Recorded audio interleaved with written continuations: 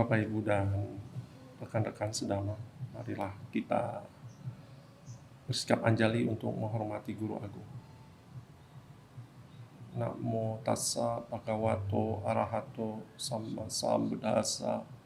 Namo tassa bhagavato arahato sammasambuddhassa. Namo tassa bhagavato arahato sammasambuddhassa. Sotihotu Namo Buddhaya. Namo Buddhaya. Selamat datang. Selamat datang di Wihara Bodhi Wangsa pada hari Minggu, puja bakti rutin kita. Pada kesempatan ini, saya ingin mengajak kita menggunakan kesempatan dari mengamati peristiwa kehidupan yang barusan keluarga besar Wihara Bodhi Wangsa alami peristiwanya. Karena kita barusan meninggal salah satu, boleh dikatakan umat, sekaligus juga pribadi yang aktif untuk membantu wihara, khususnya ketika wihara ada kegiatan perayaan, kemudian juga ikut membantu Dhammaguna, ikut membantu bahkan sekolah. Ya, beliau mendiang Bapak Sigit Purnama yang beberapa waktu yang lalu, hari Jumat kremasi ya. Semoga mendiang bahagia di alam yang baru, terus berjuang untuk mempraktikkan Dhamma dalam kehidupan selanjutnya. Kalau kita ngomong, saya mau mengambil hikmah aja dari peristiwa itu ya. Yang namanya kehidupan kita sadari bersama, kita sudah lihat dari mendiang Pak Sigit. Beliau cukup senang untuk ngobrol tentang apapun. Salah satunya juga sebelum meninggalkan di masa-masa COVID, saya ingat ceritanya dari beliau menyampaikan ke ya beberapa orang lah yang ada di sekitar beliau waktu itu ngomong, Pak, siapa meninggal karena COVID? Siapa meninggal? Kenalannya meninggal. Nggak taunya di bulan Oktober ini beliaunya juga meninggal.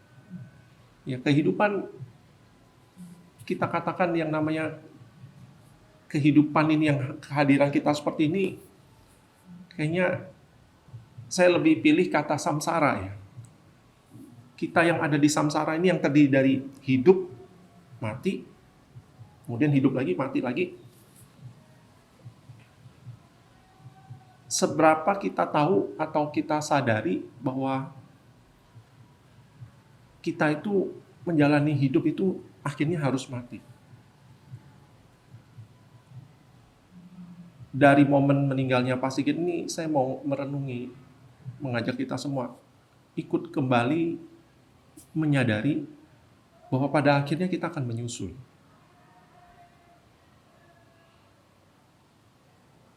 Itu sebabnya ajaran Guru Agung kita secara umum, pembicaraan atau yang diajarkan oleh Guru Agung kita, The Buddha, itu berpusat pada kehidupan yang isinya meninggal, lahir, meninggal, lahir. Yang beliau ajarkan adalah bagaimana ketika kita lahir, kemudian untuk meninggal lagi, itu menjalankan yang namanya kesempatan lahir sampai meninggal itu yang kita sebut hidup, itu yang bagaimana. Nah, saya dalam perenungan itu mencari sumber-sumber bacaan dan ternyata saya temukan. Ketika kita yang namanya hidup ini sekarang ini, yang kita bisa ketemu ini, menjalani kehidupan, bernafas, nanti pulang, beraktivitas, yang namanya hidup itu. Di Parita juga kita temukan banyak pesan-pesan yang Sang Buddha sampaikan yang sifatnya perenungan, harus diulang-ulang.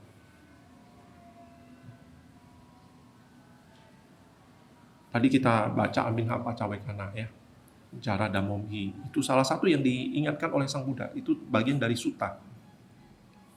Dan ada satu lagi yang harus diwaspadai ketika menjalani hidup. Ada godaan yang membuat kita terlena. 3 katanya. Hati-hati nih. Yang pertama, usia muda. Kemudaan. Merasa masih muda, apa yang terjadi biasanya? Tadi barusan saya jalan ya. Saya lihat bagaimana usia muda itu dipakai oleh anak-anak lah. Kadang-kadang nggak mikir. Naik sepeda, jumping tuh di tengah keramaian. Saya lihat, ya inilah kemudaan. Merasa bisa apa-apa. Di tengah keramaian, saya bilang, ini di depan saya tuh. 3-4 orang lah. Ini yang namanya muda ya kayak gini. Namanya bocah, muda. Kadang-kadang pikirannya tidak digunakan atau belum berkembang.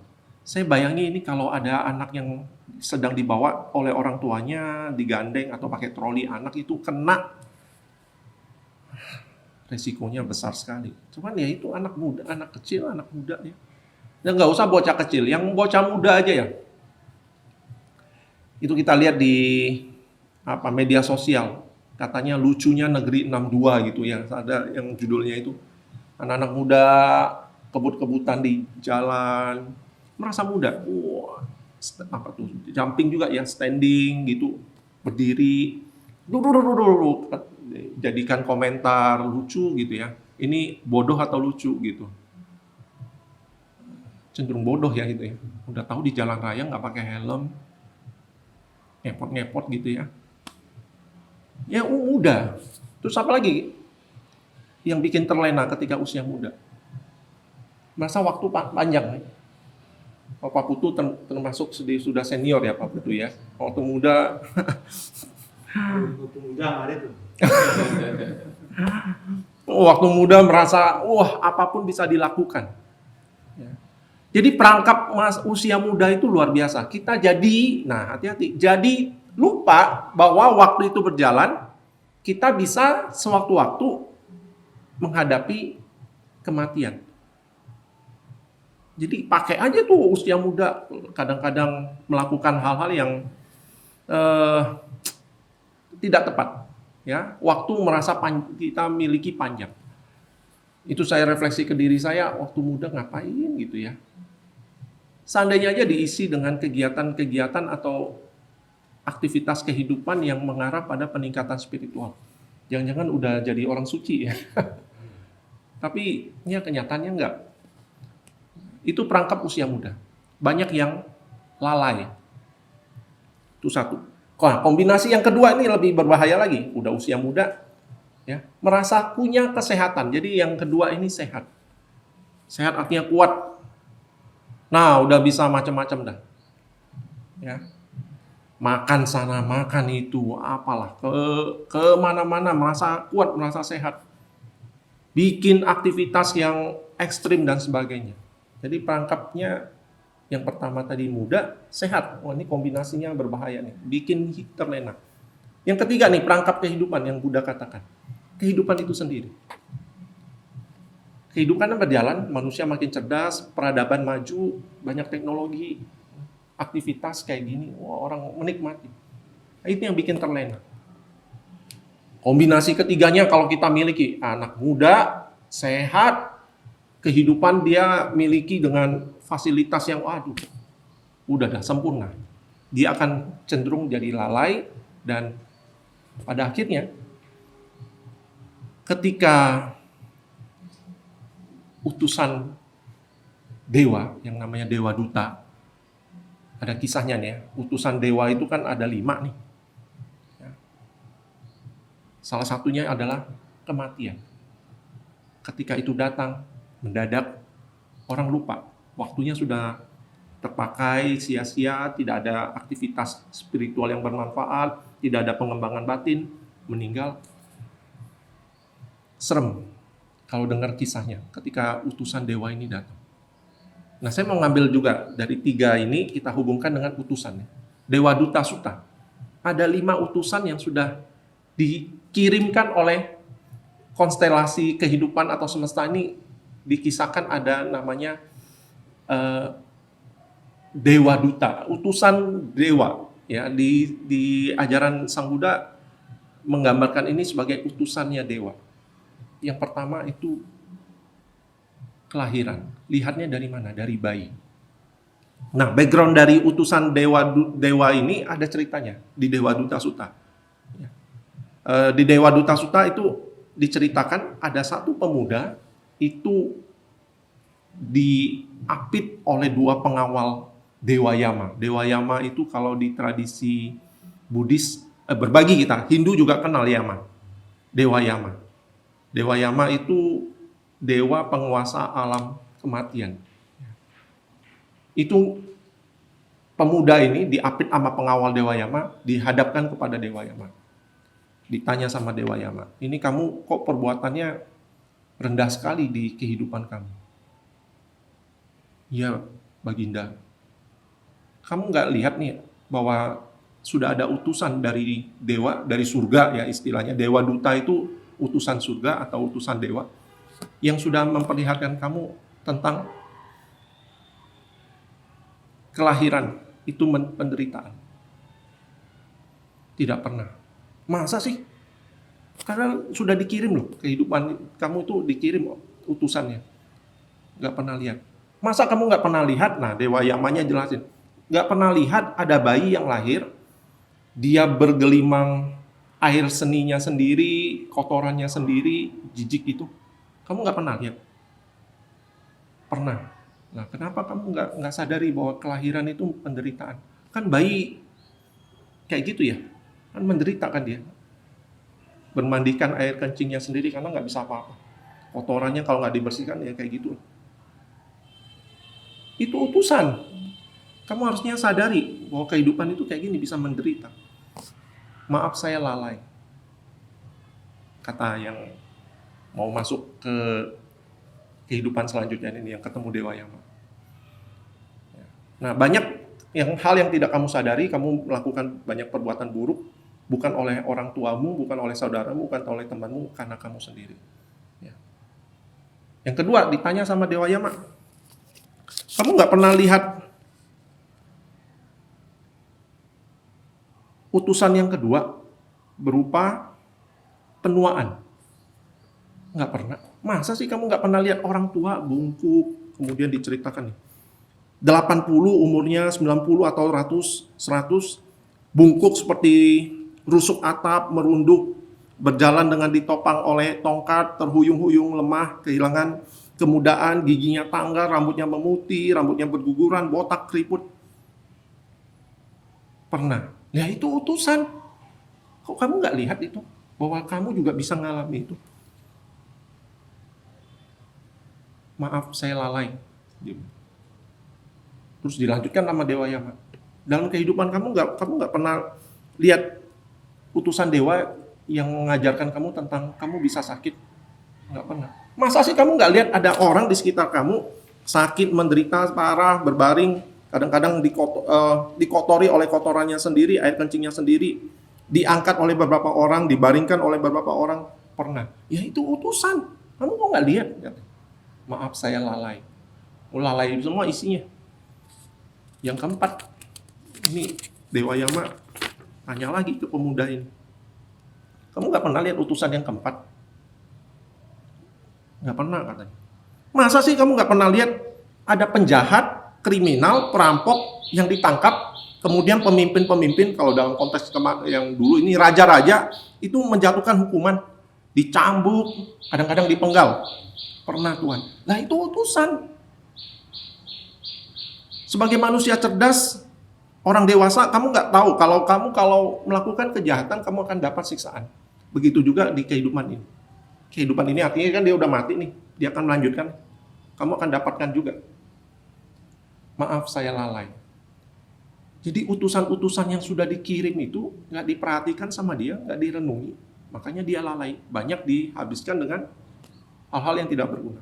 Yang terakhir nih, Dewa Yama ngomong, kamu nggak lihat putusan Dewa yang kelima? Enggak, Tuhan. Kamu nggak pernah lihat ada laki-laki atau perempuan satu hari setelah mati, 2 hari setelah mati, 3 hari setelah mati, badannya membusuk, bengkak, memucat, keluar cairan-cairan. Pernah, Tuhan. Lah, kok kamu nggak pernah sadari kalau itu kamu juga bisa alami? Maaf, saya lalai, Tuhan. Jadi kelalaiannya itu terhadap menyadari kelahiran, ya. Kemudian orang yang tua, sakit, melakukan kejahatan sama mati, ini diabaikan. Padahal itu sudah dikirim untuk kita lihat sama-sama. Nah, karena lalai, dia banyak melakukan perbuatan buruk. Kisah selanjutnya dari Dewa Duta Sutani, pemuda ini masuk ke alam rendah. Pertanyaannya, kita udah pernah lihat kan artinya utusan dewa itu, utusan surga. Hati-hati ya. Nah, karena kita sudah lihat, kita sudah tahu nih pesannya Dewa Yama nih. Kan dialognya artinya dengan pemuda itu, hati-hati nanti takutnya dialognya sama kita. Ngeri ya. Hati-hati, jangan lalai dalam kehidupan ini. Nah, saya mau pakai cara pandang hidup para samana atau biku ya. Ini kurang lebih cukup bisa menginspirasi atau bisa kita jadikan pedoman dalam kita dalam menjalani kehidupan kita sehari-hari. Walaupun spesifik ini Dasa Dhamma Sutta ini ditujukan untuk para biku, tapi beberapa yang poin-poin itu menurut saya bisa jadi penguat kita nih. Oh, saya jangan sampai nanti ketemu Dewa Yama ditanya, saya lalai, saya sudah melakukan sesuatu gitu, harusnya bisa jawab gitu ya. Nah, Dasa Dhamma Sutta itu yang pertama ini yang dilakukan oleh para biku dan kita bisa ikuti tuh. Kan kehidupan para biku tuh kan yang diharapkan Dewa Yama kayak gitu kan. Sadar, baik gitu kan. Jadi kita tinggal tiru. Tapi kan kita bukan biku, kita umat awam. Nah, kita bisa ambil beberapa cara atau pedoman atau prinsipnya. Pertama, ketika seseorang jadi biku, dia itu selalu merenungi begini. Aku telah memasuki model kehidupan yang berbeda, tak lagi sama dari yang kehidupan umat awam menjadi petapa. Yang dulunya kasta, ada kasta-kasta, zaman Sang Buddha dulu kan Hindu berkasta-kasta, tanpa kasta sekarang, semuanya sama kalau jadi biku. Dulunya umat yang tidak kenal Dhamma, jadi kenal Dhamma. Nah, kurang lebih kan sama ya, kita bisa pakai itu. Saya sekarang jadi mengaku namanya umat Buddha. Ya. Ketika nanti ditanya Dewa Yama, kamu sudah tahu belum kehidupan kamu seperti apa? Sudah. Saya harusnya sudah berbeda nih dari sebelumnya. Dari sebelum saya kenal Dhamma dengan setelah saya kenal Dhamma. Jadi prinsip pertama, kita menjalani kehidupan yang berbeda. Harusnya lebih baik setelah kenal Dhamma. Kalau biku, dia kehidupannya berbeda. Saya dari umat awam jadi petapa. Kita kan bukan petapa, tapi paling tidak dengan prinsip yang sama, kita bisa katakan dari sebelum kenal Dhamma, setelah mengenal Dhamma, saya jadi lebih baik. Nah, prinsip yang sama itu bisa pakai. Yang kedua, kita harus sadar bahwa hidupku tergantung dengan pihak lain. Kalau para biku kan pindah patah, ditopang umat. Nah, kesadaran yang sama ketika kita menjalani kehidupan sebagai umat Buddha, kita juga harus tahu, kita juga saling bergantungan. Saya sangat membutuhkan Pak Putu ketika nanti ada hal-hal yang saya butuhkan bantuan Pak Putu. Saya butuh Pak Eko ketika saya melakukan sesuatu yang saya butuh Pak Eko. Saya butuh Mas ketika melakukan sesuatu. Butuh Mbak Dita, butuh Mas Rudi. Saling membutuhkan. Pak Putu butuh saya ketika mau melakukan sesuatu. Itu sebabnya kita saling bergantung, isinya kehidupan kita harus saling menghargai, menghormati. Itu prinsipnya yang kedua.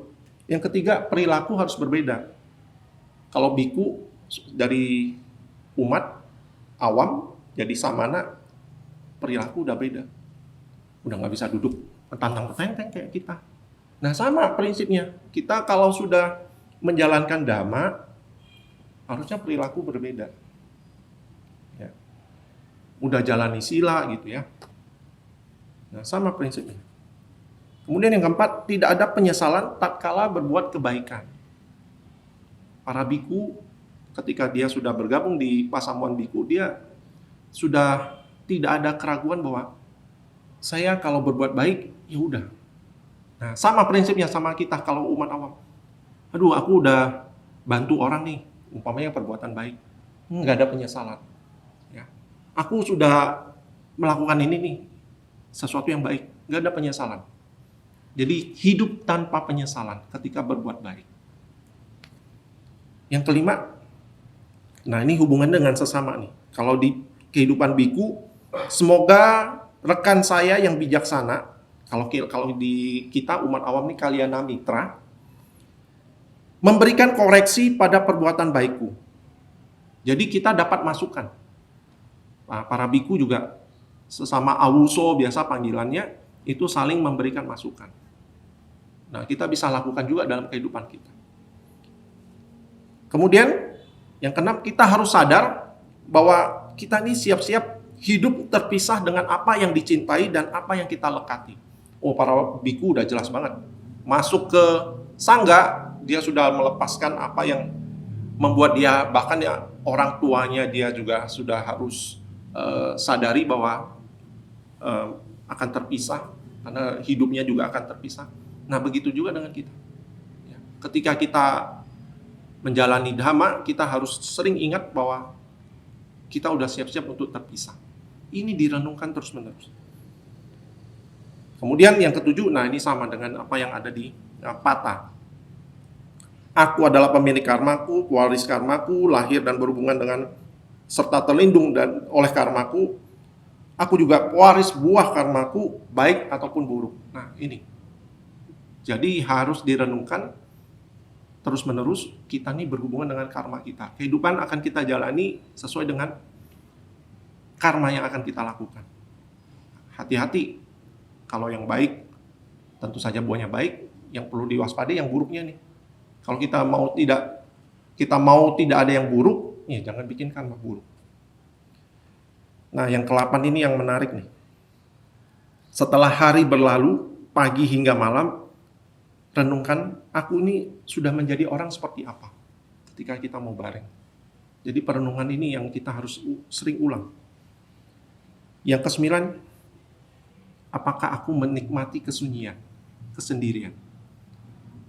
Karena kalau kata di kehidupan samana, tidak rame-rame kayak gini kehidupannya. Dia akan berlatih diri di tempat-tempat sunyi. Banyak ke refleksi ke dalam. Dan seharusnya kita sebagai umat awam juga begitu. Jangan terlalu suka hiruk pikuk ya. Kita juga harus sering refleksi ke dalam. Saya agak salut sama Pak Putu nih. Kalau tiap sore ketemu sini, menikmati sejak keliling gitu ya. Kalau lihat kebun, ya. Menikmati kesunyian. Orang biasanya refreshing tuh nongkrong kemana-mana. Kalau Pak Putu, semoga waktu muda kayaknya sih udah kayak gitu ya. Kalau jangan-jangan waktu muda nongkrong kemana-mana, kebalik gitu ya. Nah, waktu muda itu ke wihara gitu ya. Saya lihat Pak Putu menikmati banget jalan, kadang-kadang exercise sendiri, kebun lah. Sudah mirip petapa, Pak. Nah, yang terakhir nih, waktu kita meninggal. Detik-detik terakhir yang membuat kehidupan kita selanjutnya waktu kita pindah alam itu ke alam yang baik. Ini perenungan atau yang dimunculkan di pikiran adalah karena kita sudah menjalankan dari 1 sampai 9, isinya perenungan, kehati-hatian hidup, mendengarkan koreksi dari teman dan sebagainya. Waktu saat kita mati yang ke-10 ini, apakah aku sudah menjadi orang yang mengetahui dhamma, menjalankan dhamma, menjadi bijaksana? Nah, yang ujungnya ini, bijaksana. Dan sudah memiliki pandangan benar. Sehingga aku bisa dikatakan orang yang tidak memalukan. Nah, waktu terakhir ini, di ranjang kematian kita perenungan itu, dan dikonfirmasi dalam diri kita sendiri, kan itu perenungan kita. Aku sudah melakukan apa yang sepatutnya dilakukan. Tek, nanti, wah udah. Bisa dibayangkan pindah alamnya kan pindah alam yang baik. Nah, Bapak Ibu dan rekan-rekan sedama, meninggalnya Pak Sigit, kita bisa belajar banyak hal.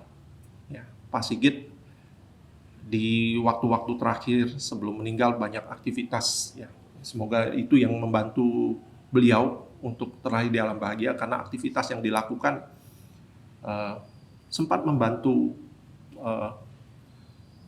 Kalau wihara waktu itu belum ada kegiatan di sekolah, ya. Ada waktu ketika beliau hadir itu ikut beberes sound, ya, dalam keadaan masih minum obat, ikut hadir. Saya pikir kebaikan-kebaikan itu semoga menopang beliau untuk terlahir di alam bahagia. Dan pesan buat kita, jangan nunggu sampai sakit gitu ya. Jangan nunggu merasa masih muda, aduh udahlah lewat nanti aja, pas waktu berjalan kita nggak tahu. Ya, apakah kita masih bisa tetap sehat senantiasa atau tidak. Di usia-usia saya seperti ini yang kepala 4, terasa semua tuh yang namanya penuaan. Ya, dengkul sakit nih, jongkok gitu ya. Padahal aktivitas masih mau kayak anak muda tuh, bengkel sana, manjat sini, kok aduh. Ya diterima saja, sudah terbatas. Ya. Mbak Dita masih kemudaannya masih terlihat dipakai untuk hal-hal yang baik. Mas Rudi, ya, apalagi Mas Rudi berkaryanya di wihara di Damaguna, itu kalau ditanya sehari ngapain, aku menjaga keberlangsungan tempat ibadah, aku menjaga kerapian, keindahan tempat ibadah sehingga orang-orang bisa hadir dengan hati yang tenang. Itu luar biasa. Ya. Jadi luar biasa kalau ditanya sama Dewa Yama, kamu ngapain aja nih selama kehidupan? Aku mengabdi untuk tempat yang akan dipakai untuk orang mengembangkan batin. Keren banget. Udah kamu ke situ gitu ya. Sadu.